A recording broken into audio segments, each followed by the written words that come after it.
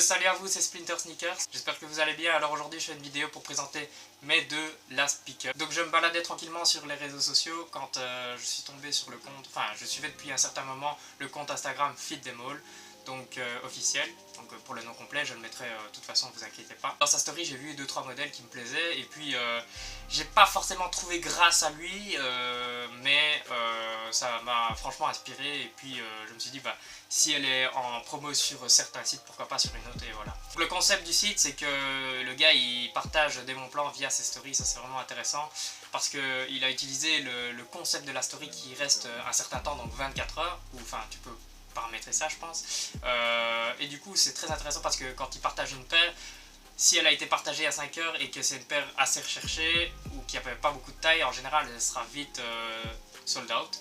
Donc du coup, lui il partage ça en temps réel et c'est ça que j'apprécie parce qu'on voit si ça a été partagé à longtemps ou pas. Si elle a été partagée à 5 minutes, il y a beaucoup de chances que ta paire soit encore là. C'est pas forcément que des hits, etc. Et il propose des paires parfois qui sont à des prix vraiment défiant toute concurrence. Mais n'oubliez pas, comme par rapport à ma vidéo précédente, faites vos recherches par vous-même, vous serez plus satisfait et puis vous trouvez peut-être des modèles qui vous plaisent plus à vous et que le gars n'aura peut-être pas jugé comme pertinent, enfin genre c'est peut-être un modèle que vous, à vos yeux c'est intéressant et par rapport à lui se dit personne ne veut de cette paire par exemple et il la partagera peut-être pas. Puis aussi quand vous recherchez par vous-même, bah, vous êtes du coup plus réactif. On passe dans le vif du sujet, donc double box parce que j'ai acheté 2 paires donc sur Food District qui sont arrivés le 24 février. Voilà, première paire, box noire, donc premium entre guillemets.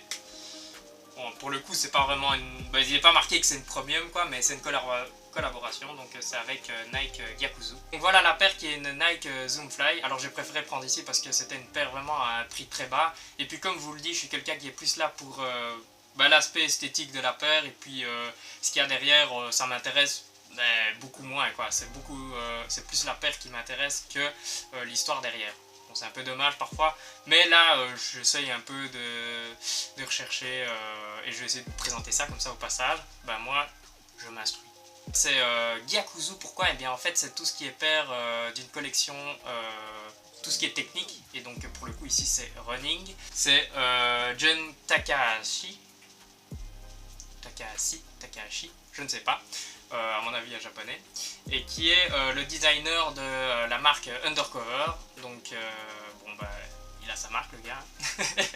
Du coup c'est plus une paire technique et donc bah, même de base la Zoomfly je pense que c'est une paire running, enfin je ne pense pas, c'est une paire running et elle a un look plutôt épuré et ici pour le coup bah, elle est un peu plus entre guillemets, il y a un peu plus de détails et c'est ça que j'ai apprécié. Bon, bah, voilà, après j'ai pas plus d'autres choses à dire. S'il y a quelqu'un qui veut raconter sa live sur la paire, libre à lui. Donc on passe à l'aspect esthétique. Je pense que ce swoosh ici à l'intérieur est déjà présent de base hein, sur une Zoomfly.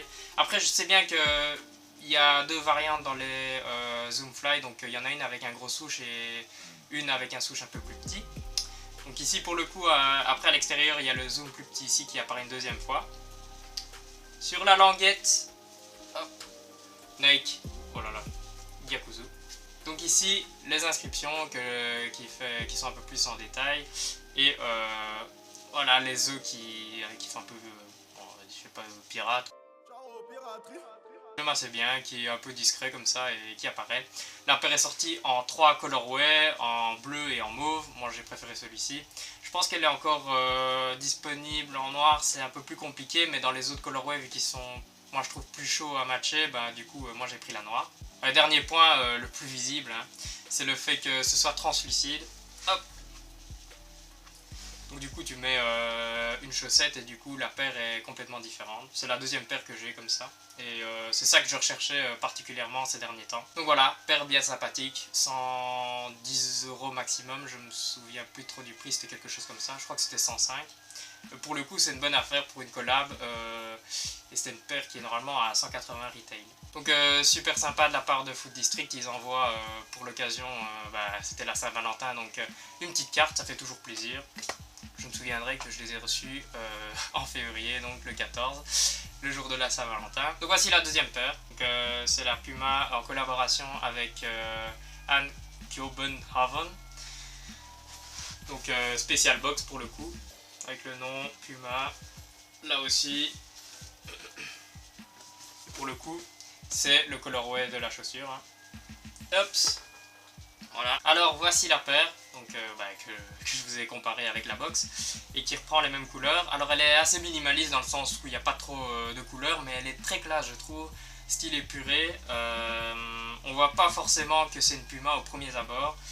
Le seul signe distinctif c'est sur le talon qui est du coup qui est incrusté dans la matière. Donc je trouvais la paire vraiment très sympathique, j'ai cherché un peu une paire un peu plus classe, à porter pour un événement plus, je vais dire, formel.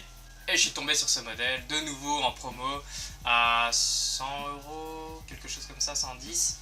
Et du coup, vu qu'il y avait ces deux paires en promotion, j'ai décidé d'acheter ces deux-là. Alors on part sur une semelle en couleur un peu beige comme ça. Ah oui, il y a la technologie init donc, qui est sur la semelle. Hein. Et puis, comme vous le voyez, c'est pas une semelle plate entre guillemets, c'est un peu plus. J'ai l'impression que c'est. Je sais pas trop comment expliquer ça. Dites-moi en commentaire c'est quoi comme type de semelle. Mais ça me fait penser au disruptor un peu à ce niveau-là. C'est vrai que la paire est assez massive. Et puis le fait qu'ici à l'arrière, elle vienne vers l'arrière, je trouve que ça allonge le pied. Mais je la trouve vraiment sympa et minimaliste, blanc, beige crème, voilà, très efficace. Alors il y a différentes matières, du cuir, du daim, du nubuck. L'impression Anne Kjobenhaven, donc Anne Kjobenhaven, je pensais que c'était un designer et après mes recherches, il se trouve qu'en fait c'est une marque de vêtements hein, pour hommes au Danemark et qui a été fondée par, mais je ne me souviens plus de son nom, c'est Danny ou je ne sais plus quoi, enfin bref. Et donc il a sa boutique au Danemark et puis voilà, il a commencé à peser dans le game et puis il a fait une collab. Et ce modèle est disponible dans un autre colorway, donc plus gris, hein, des tons plus gris. Et il y a un autre modèle aussi plus simpliste je trouve, mais là il m'a pas trop intéressé, mais il était pas très cher, il était vers les 50 €, je l'ai vu sur Feedemall de nouveau. J'ai porté cette paire 2-3 fois et franchement elle est très sympathique, hein, elle passe bien au pied, etc. Le seul désavantage, désavantage entre guillemets, le truc qui m'a un peu, qui m'a un peu énervé, pas énervé, mais qui est chiant, c'est que sur cette partie ici, donc je pense que c'est du nubuck, ça se salit très vite et j'ai voulu un petit peu nettoyer et chose à pas faire avec de l'eau. Je sais pas pourquoi, mais ça la salit un petit peu plus. Bon, là, ça va, ça paraît encore bien, mais va falloir faire attention au niveau du talon. Donc voilà, c'est la fin de mon LPU. Donc je m'en suis sorti pour 220 € pour deux paires. Donc on va dire que ça va, parce que parfois tu achètes une paire prix plein et t'arrives quasi à 200 €. Là, on va dire que. Allez, pour deux collaborations, franchement, ça vaut le coup. Parce que tout simplement, moi, Puma avait vraiment une image un peu. Je sais pas, c'était un peu cheap comme ça, il y a une image qui colle qui fait que voilà, ça me bloquait un petit peu quand tu vois par exemple ce qui me fait beaucoup marrer et qui fait un peu kéké, c'est tout ce qui est les trainings avec Ferrari, BM, etc. Voilà, ça c'est déjà une image qui me repousse un peu. Puis il y a certains modèles aussi qui sont un peu dégueulasses qui viennent en tête parfois, et là de nous, ils se renouvellent, j'ai l'impression, avec de ce genre de collaboration. Il y a la Puma RSX qui, voilà, là j'attends un bon colorway qui soit un peu différent de ce que j'ai déjà, donc pour pas avoir un modèle qui ressemble à un autre simplement.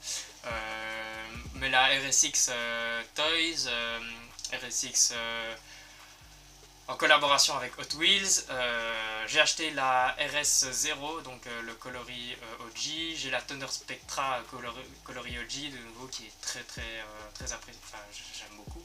Et donc Puma, j'ai l'impression qu'il se relance très bien.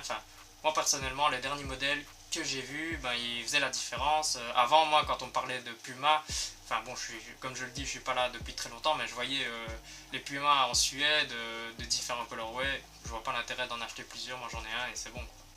Et voilà, donc si vous aussi vous avez kiffé, voilà, faites vos recherches aussi.